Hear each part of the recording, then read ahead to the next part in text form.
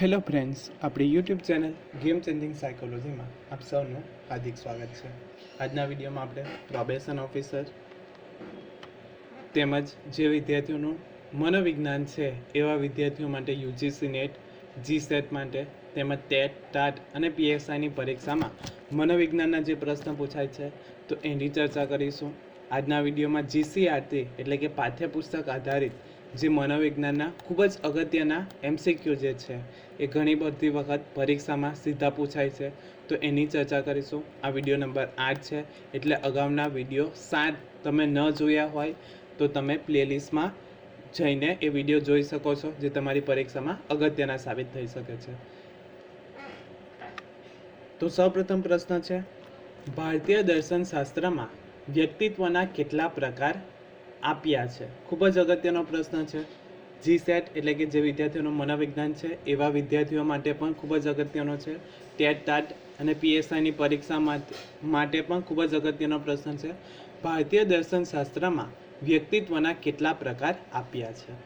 Option A 1, option B 2, option C 3 અને option D 5.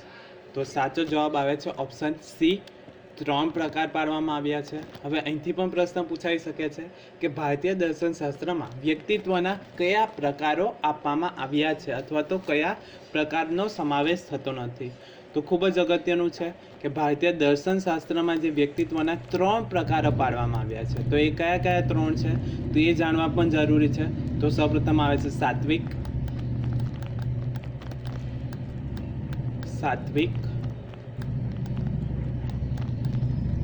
બીજો પ્રકાર છે રાજસી,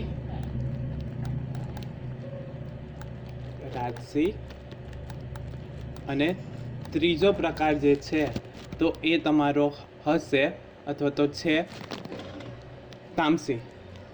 તો આ 3 ખૂબ જ અગત્યના છે કે ભારતીય દર્શનશાસ્ત્ર જે છે તો એમાં કયા 3 પ્રકારનો સમાવેશ થાય છે વ્યક્તિત્વના? તો સૌપ્રથમ છે સાત્વિક વ્યક્તિત્વ, રાજસી વ્યક્તિત્વ અને તામસી વ્યક્તિત્વ. હવે પ્રશ્ન એ રીતે પણ પૂછાઈ શકે છે કે ભારતીય દર્શનશાસ્ત્રમાં વ્યક્તિત્વના કયા પ્રકારનો સમાવેશ થતો નથી? તો 4 ઓપ્શન આપ્યા હશે તો 4માં આ 3 આપણે જોયા, ચોથો જે નહીં હશે અથવા તો હશે જે વ્યક્તિત્વનો પ્રકાર નથી. તો કયા કયા છે દર્શનશાસ્ત્ર અનુસાર? સાત્વિક, રાજસી અને તામસી. હવે આનો અર્થ પણ જાણવો જરૂરી છે. સાત્વિક એટલે શું? તો સાત્વિક એટલે નૈતિકપણું, રાજસી એટલે કે રાજાશાહીપણું અને તામસી એટલે કે ચીડિયાપણું વ્યક્તિત્વ ધરાવે છે. તો આ 3 પ્રકાર પડે છે દર્શનશાસ્ત્રના આધારે. હવે બીજો પણ અગત્યનો પ્રશ્ન છે કે ચિકિત્સાની ચરક સંહિતામાં વ્યક્તિત્વના કેટલા પ્રકારો પાડવામાં આવ્યા છે? ચરક સંહિતા અનુસાર, જે ચરક સંહિતા છે એ અનુસાર વ્યક્તિત્વના પ્રકાર, તો એ અનુસાર પણ 3 પ્રકાર પડે છે. કયા કયા? તો વાત પ્રકૃતિ, પહેલો પ્રકાર છે વાત પ્રકૃતિ, બીજો છે પિત્ત પ્રકૃતિ અને ત્રીજો પ્રકાર છે એ કફ પ્રકૃતિ અથવા તો કફ પ્રધાન વ્યક્તિત્વ આપણે કહી શકીએ. તો આ પણ યાદ રાખવું જરૂરી છે. હવે બીજો શબ્દ છે વ્યક્તિત્વ. તો વ્યક્તિત્વ એટલે શું? અહીંથી પણ પ્રશ્ન પૂછાઈ શકે છે. અથવા તો વ્યક્તિત્વ શબ્દ કઈ ભાષા પરથી ઉતરી આવ્યો છે? તો વ્યક્તિત્વ શબ્દ જે છે એને આપણે અંગ્રેજીમાં પર્સનાલિટી કહીએ છીએ. હવે પર્સનાલિટી શબ્દ જે છે એ મૂળ લેટિન શબ્દ જે છે એના પરથી ઉતરી આવ્યો છે. એટલે કે કઈ ભાષા પરથી પર્સનાલિટી શબ્દ ઉતરી આવ્યો છે પરીક્ષામાં પૂછાઈ શકે? તો લેટિન ભાષા પરથી. તો લેટિન ભાષામાં પર્સનાલિટીનો અર્થ શું થાય છે? તો પર્સોના અર્થ થાય છે કે પર્સોના જે છે એનો અર્થ થાય છે પર્સોના. હવે પર્સોના એટલે શું? તો પર્સોના એટલે કે મોહરું, એટલે કે રંગમંચ ઉપર જ્યારે નાટક કરવામાં આવે છે ત્યારે મોહરાઓ અથવા તો માસ્કનો ઉપયોગ કરવામાં આવે છે તો એને પર્સોના તરીકે ઓળખવામાં આવતો હતો. તો આ અગત્યનું છે. પર્સનાલિટી શબ્દ કઈ ભાષા પરથી ઉતરી આવ્યો છે? લેટિન ભાષા પરથી. પ્રશ્ન પૂછાઈ શકે. બીજો પ્રશ્ન એવો પણ પૂછાઈ શકે કે પર્સનાલિટી શબ્દ જે પર્સોના છે તો એનો અર્થ શું થાય છે? તો પર્સોના એટલે કે મોહરું અથવા તો માસ્ક થાય છે. ત્યારબાદ દર્શનશાસ્ત્રમાં વ્યક્તિત્વના કેટલા પ્રકાર પડે છે? 3. કયા કયા? સાત્વિક, રાજસી અને તામસી. બીજું આપણે જોયું ચરક સંહિતા અનુસાર વ્યક્તિત્વના કેટલા પ્રકાર પડે છે? તો 3. વાત પ્રકૃતિ, પિત્ત પ્રકૃતિ અને કફ પ્રકૃતિ. હવે જોઈએ સુપર ઈગો વિશે સમજૂતી કોણે આપેલી છે? તો આ પણ અગત્યનું છે કે ઈડ ઈગો અને સુપર ઈગો તો એની સમજૂતી કોના દ્વારા આપવામાં આવી છે? Option A Allport, option B Freud, option C Erikson અને ઓપ્શન ડી વોટસન. તો સાચો જવાબ આવે છે સિગમન્ડ ફ્રોઇડ દ્વારા સુપર ઈગો અંગેની સમજૂતી આપવામાં આવી હતી. તો આ પણ યાદ રાખવાનું છે, ઈડ ઈગો અને સુપર ઈગો જે છે એની સમજૂતી કોના દ્વારા આપવામાં આવી હતી? સિગમન્ડ ફ્રોઇડ દ્વારા આપવામાં આવી હતી. હવે તમારા માટે પ્રશ્ન છે, સિગમન્ડ ફ્રોઇડ કયા વાત સાથે સંકળાયેલા છે? જો તમે જાણતા હોય તો કમેન્ટ બોક્સમાં કમેન્ટ કરી શકો છો. ત્યાર પછીનો પ્રશ્ન છે, વ્યક્તિત્વનો સ્વ સિદ્ધાંત કોણે આપ્યો છે? આ પણ ખૂબ જ અગત્યનો છે. જીસેટની હાલમાં લેવાયેલી પરીક્ષામાં મનોવિજ્ઞાનમાં પ્રશ્ન પૂછાયો હતો. વ્યક્તિત્વનો સ્વ સિદ્ધાંત કોના દ્વારા આપવામાં આવ્યો છે? અગત્યનો પ્રશ્ન છે. વ્યક્તિત્વનો સ્વ સિદ્ધાંત કોના દ્વારા આપવામાં આવ્યો છે? Option A Allport, option B Freud, option C Erikson અને ઓપ્શન ડી રોજર્સ. તો સાચો જવાબ આવે છે રોજર્સ દ્વારા વ્યક્તિત્વનો સ્વ સિદ્ધાંત આપવામાં આવ્યો છે. હવે અહીંથી પણ બીજો પ્રશ્ન પૂછાઈ શકે છે, માનવવાદી અભિગમમાં કયા મનોવૈજ્ઞાનિકો સંકળાયેલા છે?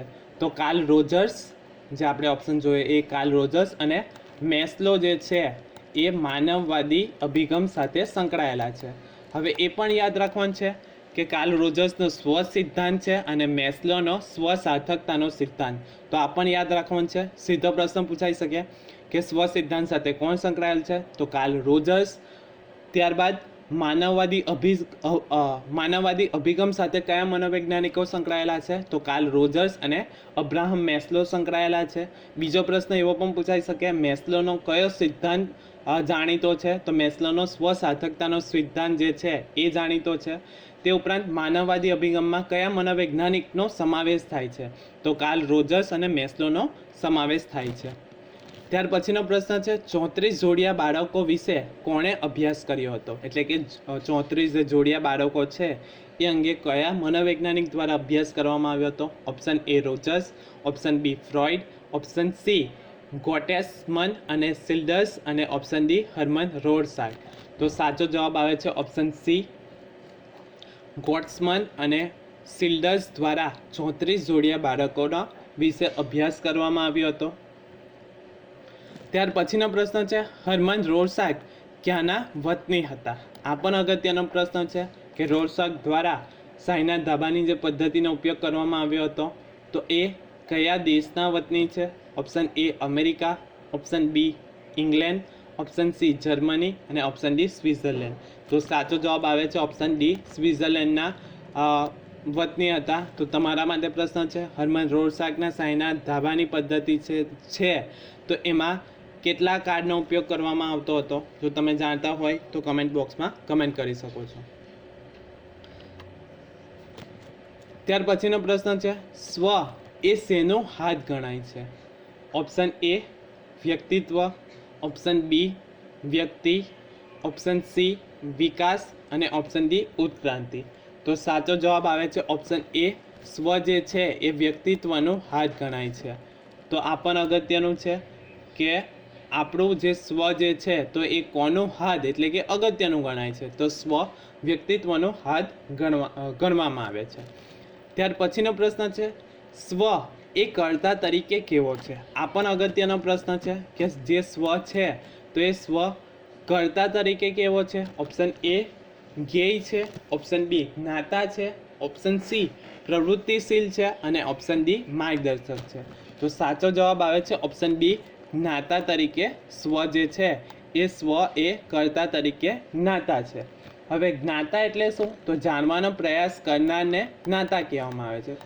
તો જ્ઞાતાનો અર્થ જાણવો પણ જરૂરી છે કે જાણવાનો પ્રયત્ન અથવા તો પ્રયાસ કરનાર વ્યક્તિને જ્ઞાતા કહેવામાં આવે છે. તો આ પણ યાદ રાખવાનું છે.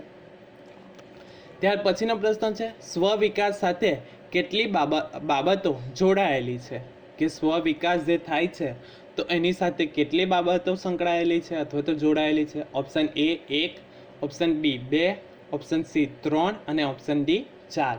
તો સાચો જવાબ આવે છે ઓપ્શન ડી 4 બાબતો સ્વના વિકાસ સાથે સંકળાયેલી છે.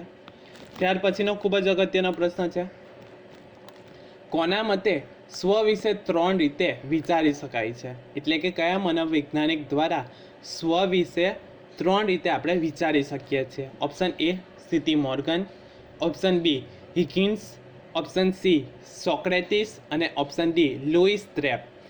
તો સાચો જવાબ આવે છે ઓપ્શન બી.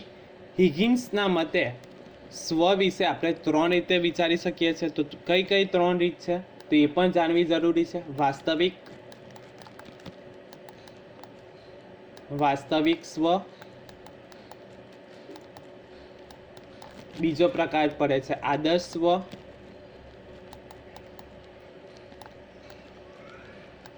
અને ત્રીજો પ્રકાર જે છે એ સંભવિત સ્વ.